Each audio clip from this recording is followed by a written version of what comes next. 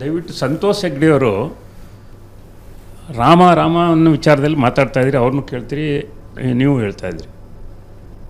ಈ 3,000-4,000 ಕೋಟಿ ಖರ್ಚು ಮಾಡಿ ರಾಮ ಮಂದಿರ ಕಟ್ಟೋ ಬದಲು ಒಂದೊಂದು ಸ್ಟೇಟ್ನಲ್ಲಿ 300 ಕೋಟಿ ಉಪಯೋಗಿಸಿ ಆಸ್ಪತ್ರೆ ಕಟ್ಟಿಸಿ ಅಂತ ಹೇಳಿದ್ರು. ರಾಮಂದು ಅವಾಗ ರಾಮಂದು ಅಂತ ಹೇಳ್ಬೋದಾಗಿತ್ತು. ಅವಾಗ ಅಲ್ಲಿ ಯಾರು ಇದ್ದವರು, ಸರ್ ದೇವ್ರದ್ದು ಏನು ಮಾಡೋದು ಅಂತ, ಒಂದು ಕೆಲಸ ಮಾಡಪ್ಪ, ನಿನ್ನ ಮನೆಯಲ್ಲೇ ನಿನಗೆ ಹುಷಾರಿಲ್ಲದ್ರೆ ದೇವಸ್ಥಾನದಲ್ಲಿ ಮಲಗಿಸೋ ಹಾಸ್ಪಿಟ್ಲ್ಗೆ ಹೋಗಬೇಡ, ಆವಾಗ ರಿಸಲ್ಟ್ ಏನು ಬರ್ತದೆ ಆಮೇಲೆ ನಾನು ಹೇಳ್ತೀನಿ. ಆ ಬಗ್ಗೆ ಎಲ್ಲ ಕೇಳ್ತಾ ಇದ್ದಾರೆ ಕ್ವಶನ್ನ. ತಾವೆಲ್ಲ ಎಲ್ಲೋಗಿದ್ರಿ? ಸಂತೋಷ್ ಹೆಗ್ಡೆಯವರು ಹೇಳಿದ್ದಾರೆ, ಎಲ್ಲೋಗಿದ್ರಿ ತಾವುಗಳು? ಅವ್ರನ್ನೂ ಸೇರಿಸಿ ಹೇಳ್ತೀನಿ. ಅವರು ಆ ತತ್ವದಲ್ಲಿ ಹೋಗ್ತಾವ್ರೆ. ನಾನು ಏನು ಇಷ್ಟಪಡ್ತೀವಿ ಅಂತಂದರೆ, ಇವತ್ತು ಡಯಾಲಿಸಿಸ್ ಮಿಷಿನ್ ಕೆಲಸ ಏನಂತ, ಕೆಟ್ಟ ರಕ್ತನ ಶುದ್ಧಿ ಮಾಡಿ ಸಮಾಜಕ್ಕೆ ಒಳ್ಳೆ ರಕ್ತ ಕೊಡಬೇಕು ಅಂತ, ಅದರಲ್ಲಿ ಉದ್ದೇಶಪೂರ್ವಕವಾಗಿ ಮಾಡ್ತಾ ಇರುವಂಥ ಕೆಲಸ ಅಲ್ಲ ಹೇಳೋದು. ಇದನ್ನು ದಯವಿಟ್ಟು ಎಲ್ಲ ಪಕ್ಷ, ರಾಜಕೀಯ ಪಕ್ಷ ಯಾವುದು ಎಲ್ಲರೂ ನಾನು ಸೇರಿಸಿ, ನನ್ನೂ ಸೇರಿಸಿ ನಾವು ಅದನ್ನು ಪರಿಪಾಲನೆ ಮಾಡಬೇಕು. ಹಿಂದುಳಿದ ವಿಚಾರ ಮುಂದೆ ಏನು ಯಾತಕ್ಕೆ ಹೋಗ್ತಾ ಇದ್ವಿ, ಹಿಂದೆ ಮಾಡ್ತಿದ್ದೇನು ಅಂತಂತ ನಾವು ಚರ್ಚೆ ಮಾಡಿ ವ್ಯರ್ಥ ಮಾಡೋ ಬದಲು, ಹಿಂದೆ ಪದ್ಧತಿ ಯಾವ ರೀತಿ ಇತ್ತು ಅಂದರೆ, ಋಷಿಗಳು ಮೊಳೆ ಹೊಡೆದ್ಬಿಟ್ಟು ಔಷಧಿ ತುಂಬ್ತಿದ್ರು. ಆ ಕಾಲ ಇಲ್ಲ. ಇವತ್ತು ಇಂಜೆಕ್ಷನ್ ಕೊಟ್ಟು ಆಪ್ರೇಷನ್ ಮಾಡಿ ಇದರಲ್ಲಿ ಟೆಕ್ನಾಲಜಿ ಹೋಗ್ತಾ ಇದೆ. ಆ ಟೆಕ್ನಾಲಜಿ ಉಪಯೋಗಿಸಿ ಮಾಡಬೇಕು. ಆಮೇಲೆ ಏನು ಅರ್ಥವೇ ಆಗ್ತಿಲ್ವೇ ಈ ಕೇಸು? ನಾನು ಇನ್ನೊಂದು ಕ್ವಶ್ಚನ್ ಹಾಕ್ತೀನಿ. ಈ founder and father of the Jesus Christ a man, ಒಬ್ಬ ಮನುಷ್ಯ ಅವನು. ಅಂದರೆ ಫಾದರ್ ಅಂತಂದರೆ ಕ್ರಿಶ್ಚಿಯನ್ಗೆ Jesus Christ. Founder and father of the Islamic Mohammed ಪೈಗಂಬರು, ಒಬ್ಬ ಮನುಷ್ಯ. Founder and father of the Guru Nanak, Sikh ಧರ್ಮದ ಗುರು. ಬುದ್ಧ ಅದೇ ಥರ. ಆದರೆ ನನಗೆ ಚಿಕ್ಕ ಹುಡುಗನಾಗಿ ಕೇಳ್ತಾ ಇದ್ದೀನಿ, who is the founder and father of the Hindu? Please ನನಗೂ ಉತ್ತರ ಕೊಡಬೇಕು.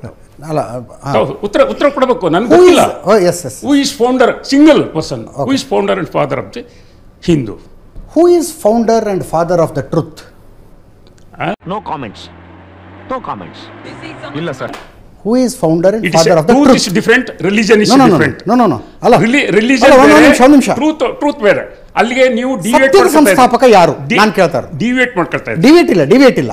Who is the founder of truth ಅಂತ ಕೇಳ್ತಾ ಇದ್ದೀನಿ ನಾನು. That is a truth is different from the religion. What is religion? Religion. What is religion? ಯಾವಾಗ religion ಇದೆಲ್ಲ ಚರ್ಚೆ ಮಾಡ್ತಾ ಇದಿರಲ್ಲ ಧರ್ಮಗಳು. ವಾಟ್ ಈಸ್ ರಿಲಿಜನ್ ನಾನು ಕೇಳ್ತಾರೆ. What is religion? ನಮ್ಮ ಇವಾಗ ಒಂದು ಹೇಳ್ತೀನಿ, ಒಂದು ಹಕ್ಕಿ ತಗೊಂಡಾಗ ಕಲ್ಲಿರ್ತದೆ, ಬೇಳೆ ತಗೊಂಡಾಗ ಕಲ್ಲಿರ್ತದೆ. ಅದು ಸೇರ್ಸ್ ನುಂಗಿ ಅಂತ ಹೇಳೋದು ಬದಲು ನಾವು ಅದು ಬೈಪರ್ಕೆಟ್ ಮಾಡಿಬಿಟ್ಟು ಮನುಷ್ಯ ತಿನ್ನೋದು ಅಂತ ಹೇಳ್ತಾ ಇದ್ದೀವಿ ಸಮಾಜಕ್ಕೆ. ಅದನ್ನು ನಾನು ರಿಕ್ವೆಸ್ಟ್ ಮಾಡ್ಕೊಳ್ತಾ ಇದ್ದೀನಿ, ಕ್ರಾಸ್ ಕ್ವಶನ್ ಹಾಕಿ ಬರುವಂಥದ್ದ ನೀವು ದಯವಿಟ್ಟು. ವಾಟ್ ಈಸ್ ರಿಲಿಜನ್ ನಿಮ್ಮ ಪ್ರಕಾರ? ರಿಲಿಜನ್ ಅಂದ್ರೆ ಏನು? ರಿಲಿಜನು ಅವರವರ ಟ್ರೂತ್, ನಂಬಿಕೆ, ವಿಶ್ವಾಸ, ಧರ್ಮಕ್ಕೆ ತಕ್ಕಂತೆ ಏನು ಬೇಕಾದ ಧರ್ಮ ಅಂತಂದರೆ ಧರ್ಮಗಳೆಲ್ಲ ಇದೆಲ್ಲ ಧರ್ಮ ಎಲ್ಲ ಹೋಗಬೇಕು. ಮಾನವ ಧರ್ಮ ಅನ್ನೋದು ಒಂದೇ ಒಂದು ಬರಬೇಕು. ಈ ಧರ್ಮಗಳೆಲ್ಲ ಹೋಗಬೇಕು. ಯಾವುದು ಒಳ್ಳೆಯದು ಯಾವುದು ಕೆಟ್ಟದ್ದು ಅಂತ. ಇವಾಗ ಈ ಹಿಂದೆ ಈ ಗಂಗೆ ದೇವರು ಅಂತ ಅಂದ್ಬಿಟ್ಟು ನೀರು ಕುಡಿಸ್ತಿದ್ರು. ಗಂಗೆ ಏಕ್ದಮ್ ಇವಾಗ ಹೊಳೆಯಲ್ಲಿ ಈ ಬಟ್ಟೆ ತೊಳೆದಿರ್ತಾರೆ, ಆಮೇಲೆ ಇನ್ನೇನೋ ತೊಳೆದಿರ್ತಾರೆ, ಪಾತ್ರೆ ತೊಳೆದಿರ್ತಾರೆ, ಆ ನೀರೆಲ್ಲ ಬರ್ತದೆ. ಅದನ್ನ ತಗೊಂಡು ಕುಡಿದ್ರೆ ಏನಾಗ್ತದೆ, ಈ ಕಲ್ಯಾಣಿಲಿ ಹೋಗಿ ಮುಳುಗಿಸ್ತಾರೆ ಏನಾಗ್ತದೆ? ಅದ್ರ ಬದಲು ಶುದ್ಧವಾದ ನೀರನ್ನ ಕುಡೀರಿ ಅಂತ ಈಸ್ ಎ ಫಿಲ್ಟರ್ ವಾಟರ್ ಕುಡೀರಿ ಒಳ್ಳೆಯದು ಅಂತಂತ ಸಮಾಜಕ್ಕೆ ಕೊಡ್ತಾ ಇದ್ದಾರೆ. ಇವಾಗ ನಾವು ದೇವ್ರು ನಂಬ್ತೀವಿ, ನಾವು ಇದು ಮಾಡ್ತೀವಿ ಅಂತಂದರೆ ಆ ನೀರನ್ನ ಕುಡಿದು ಪ್ರತಿಫಲ ಅನುಭವಿಸ್ಲಿ ಅಷ್ಟೇ. ಅದನ್ನು ಮಾಡಿ ಪ್ರಾಕ್ಟಿಕಲಾಗಿ. It is a real practical ಮಾಡೋಣ. ಸರ್, ನೀವು ಎಲ್ಲಿಂದ ಎಲ್ಲೆಲ್ಲಿಗೆ ಹೋಗ್ತಾ ಇದ್ದೀರಿ? ನೀವು ನಾನು ಕೇಳಿದೆ, ನಿಮ್ಮ ಪ್ರಕಾರ ರಿಲಿಜನ್ ಅಲ್ಲ, ಇವಾಗ ಉದ್ದೇಶ ಅವ್ರದ್ದು ಉದ್ದೇಶ, ನಿಮ್ಮ ಉದ್ದೇಶ, ನಮ್ಮ ಉದ್ದೇಶ ಎಲ್ಲ ಸಮಾಜ ಒಳ್ಳೇದಾಗಲಿ ಅಂತ ಅಷ್ಟೇ. ಈ ಸಮಾಜಕ್ಕೆ ಒಳ್ಳೇದಕ್ಕೆ ನಾನು ಹೇಳ್ತೇನೆ ಅಷ್ಟೇ. I am given message. It is getting opportunity. ಅವಕಾಶ ಸಿಕ್ಕಿದೆ, ನಾನು ಹೇಳ್ತೀನಿ. ಎಲ್ಲಿಂದ ಎಲ್ಲಿಗೂ ಹೋಗೋದಲ್ಲ, ಮಾನವ ಬದುಕಬೇಕಷ್ಟೇ. ಇವತ್ತು ನಾನು ಒಂದು ಪ್ರಶ್ನೆ ಹೇಳ್ತೀನಿ, ಆ ಪ್ರಶ್ನೆ ಅಲ್ಲ, ಕನ್ಕ್ಲೂಡ್ ಅದು. ನಮ್ಮ ದೇಶದಲ್ಲಿ ಹುಟ್ಟಿದಂಥ ಧರ್ಮ ಬುದ್ಧ ಧರ್ಮ ಅವತ್ತು ಅಶೋಕ ಎಂಬ್ರಾಸ್ ಮಾಡಿದಾಗ ಆ ಬುದ್ಧ ಧರ್ಮದಲ್ಲಿ ಅಶೋಕ ಕಳಿಂಗ ಅವ್ರು ಬೇಡ ಅಂತ ಅಂದ್ಬಿಟ್ಟು ಇಟ್ಬಿಡ್ತಾನೆ. ಯಾಕೆಂದರೆ ನನ್ನ ಛತ್ರಿಗೂ ಹೊಡೆದ್ರೆ ಆ ಮನೇಲಿ ಕಣ್ಣೀರಾಗ್ತಾರೆ ಅಂತ. ಈ ಮೆಸೇಜ ನಮ್ಮ ಇಂಡಿಯಾದವರು ಯಾಕೆ ಹೊರಗಡೆ ಕಳಿಸ್ಲಿಲ್ಲ? ಯಾಕೆ ಕಳಿಸ್ಲಿಲ್ಲ ಹೊರಗಡೆ? It is A very good medicine. World ಇವತ್ತೊಂದು ದಿವಸ ಹೊಡೆದಾಡ್ತಾ ಇದೆ. ಅದು ಯುದ್ಧ, ಇಷ್ಟು ಆರ್ಮಿ ಇದೆಲ್ಲ ಉಪಯೋಗಿಸ್ಕೊಂಡು ಖರ್ಚು ಮಾಡಿ ಎಲ್ಲ ವ್ಯರ್ಥ ಆಯ್ತದೆ. ಸಿಂಪಲ್. ಅಶೋಕ ಏನು ಮಾಡ್ದ? ಆ ಧರ್ಮನ ಪ್ರಚಾರ ಮಾಡಿ ಅಂತಂದರೆ ಯಾರೂ ಮಾಡಲಿಲ್ಲ. ವೆಸ್ಟೆಡ್ ಇಂಟ್ರೆಸ್ಟ್ ಉದ್ದೇಶಪೂರ್ವಕವಾಗಿ ಮಾಡಿಲ್ಲ. ಅದನ್ನು ಎಕ್ಸ್ಪ್ಲೋರ್ ಮಾಡ್ತಾ ಇದ್ದಾರೆ.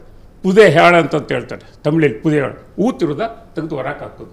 ಇದು ಪ್ರಯತ್ನ ಪಟ್ಟು ಒಳ್ಳೆ ಅದಕ್ಕೆ ನಾನು ಈ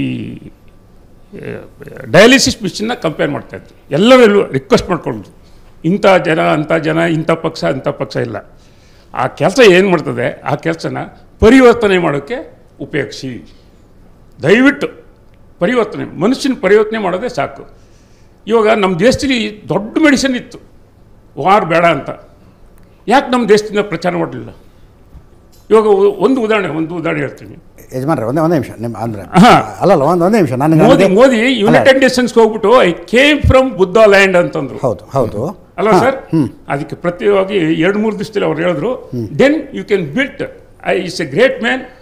ಇದು ಮೋದಿ ಆ ರೀತಿ ಹೇಳಿದ್ರು, ಭಾಳ ಅಪ್ರಿಷಿಯೇಟ್ ಮಾಡಬೇಕು.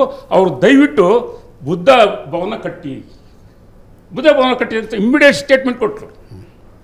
ಅಲ್ಲ ಒಂದೇ ನಿಮಿಷ. ಅಲ್ಲ ಸರ್ ಒಂದೇ ನಿಮಿಷ 3,000 ಕೋಟಿ ಎಲ್ಲ ಪತ್ರಿಕೆಗಳು ಫ್ರಂಟ್ ಲೈನ್. ಸರ್ ಒಂದೇ ನಿಮಿಷ. ಈಗ 3,000 ಕೋಟಿ ಕೊಟ್ಟು ರಾಮ ಮಂದಿರ ಯಾಕೆ ಕಟ್ಟಬೇಕು, 300 ಹಾಸ್ಪಿಟಲ್ ಕಟ್ಟಬಹುದು ಅನ್ನೋ ವಾದ ತಮ್ಮದು. ಬುದ್ಧ ಮಂದಿರದ ಬದಲು, ಬುದ್ಧ ಭವನದ ಬದಲು ಹಾಸ್ಪಿಟಲ್ ಕಟ್ಟಬಹುದು. ಇರ್ಲಿ ಅಂದ್ರೆ ಇರ್ಲಿ. ಈಗ ಕಟ್ಟೋದು ಕಟ್ಟೋ ಬಗ್ಗೆ ಮಾತಾಡೋಣ.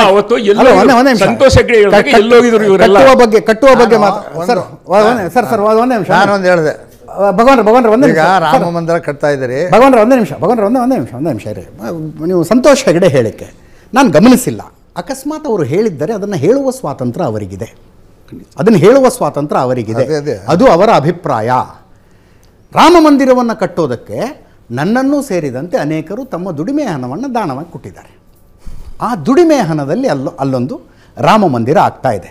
ಅದು ಅವರ ಶ್ರದ್ಧೆ.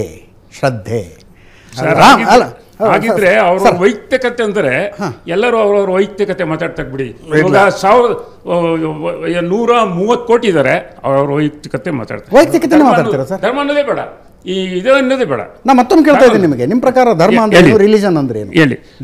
ಅಭಿಪ್ರಾಯ ಬದಲು ಸರ್, ಅನ್ನ ಅಂದ್ರೆ ಒಂದೇ ಅಕ್ಕಿ. ಹೌದು. ಅದರಲ್ಲಿ ಕಲ್ಲಿದೆಯಲ್ಲ, ಕಲ್ಲ ತೆಗೆದ್ಬಿಟ್ಟು ತಿನ್ನಿ ಅಂತ ಹೇಳ್ತಾರೆ ಸಮಾಜ. ಎಕ್ಸಾಕ್ಟ್ಲಿ ನಾನು ಹೇಳ್ತಾ ಇರೋದು ಅದೇ. ಬೆಳೆ ಮಧ್ಯದಲ್ಲಿ ಕಳೆ ಇರುತ್ತೆ, ಕಳೆ ಕಿತ್ತಾಕಬೇಕಾಗಿದ್ದು ಸಮಾಜದ ಜವಾಬ್ದಾರಿ. ನಾನು ಬೆಳೆ ಸಮೇತ ನಾಶ ಮಾಡ್ತೀನಿ ಅಂದ್ರೆ ಅವ್ನು ಹುಚ್ಚ ಅಂತ ಅರ್ಥ. ಅವನು ಉದಯನಿಧಿ ಹೇಳಿಕೆ ಬಗ್ಗೆ ಕಳೆ ತೆಗೆದಾಗಲೇಬೇಕು. ಒಂದು ನಿಮಿಷ ರಾಮ ಮಂದಿರ ಇವು ಬಂತು. ಆ ಸಂದರ್ಭದಲ್ಲಿ ನಾನೊಂದು ಮಾತು ಹೇಳಿದೆ, ಯಾಕೆ ರಾಮ ಮಂದಿರನ್ನೇ ಕಟ್ತಾ ಇದ್ದೀರಿ, ಶಿವ ಮಂದಿರ ಯಾಕೆ ಬೇಡ? ಈ ದೇಶದ ಆದಿದೇವರು ಶಿವ. ಶಿವನನ್ನು ರಾಮನೂ ಪೂಜೆ ಮಾಡ್ತಾನೆ, ಕೃಷ್ಣನೂ ಪೂಜೆ ಮಾಡ್ತಾನೆ, ರಾವಣನೂ ಪೂಜೆ ಮಾಡ್ತಾನೆ. ಆದ್ದರಿಂದ ಶಿವ ಅತ್ಯಂತ ಪ್ರಾಚೀನವಾದ ದೇವರು. ಇವ್ರು ಯಾಕೆ ಅವನ್ನು ಮಾಡ್ತಾಯಿಲ್ಲ?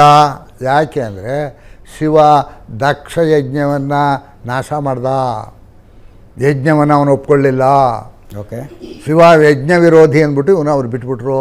ಕಾಶಿ ಕಾರಿಡಾರ್ ಬಂದೆ ನಾನು ಹೇಳೋದು ಕಾಶಿ ಕಾರಿಡಾರ್ ಮಾಡಿ ಬಂದೆ ಸರ್, ಒಂದು ನಿಮಿಷ. ಆಮೇಲೆ ಅವನು ಶಿವ ಜಾತಿವಾದಿ ಅಲ್ಲ, ಅವನು ವಾಸ ಮಾಡ್ತಾ ಇರೋದು ಸ್ಮಶಾನದಲ್ಲಿ, ಅವನಿಗೆ ಯಾವ ಜಾತಿನೂ ಇಲ್ಲ. ಯಾಕೆ ರಾಮ ಮಂದಿರ ಕಟ್ತಾ ಇದ್ದಾರೆ ಇವರು ಅಂದರೆ, ರಾಮ ಚಾತುರ್ವರ್ಣದಲ್ಲಿ ನಂಬಿಕೆ ಇಟ್ಟ, ಚಾತುರ್ವರ್ಣಸ್ಯ ರಕ್ಷಿತ ಅಂತ ವಾಲ್ಮೀಕಿ ಬರೀತಾನೆ. ಇವನು ಏನಪ್ಪ ಮಾಡ್ತಿದ್ದ ಅಂದರೆ ಚಾತುರ್ವರ್ಣವನ್ನು ರಕ್ಷಣೆ.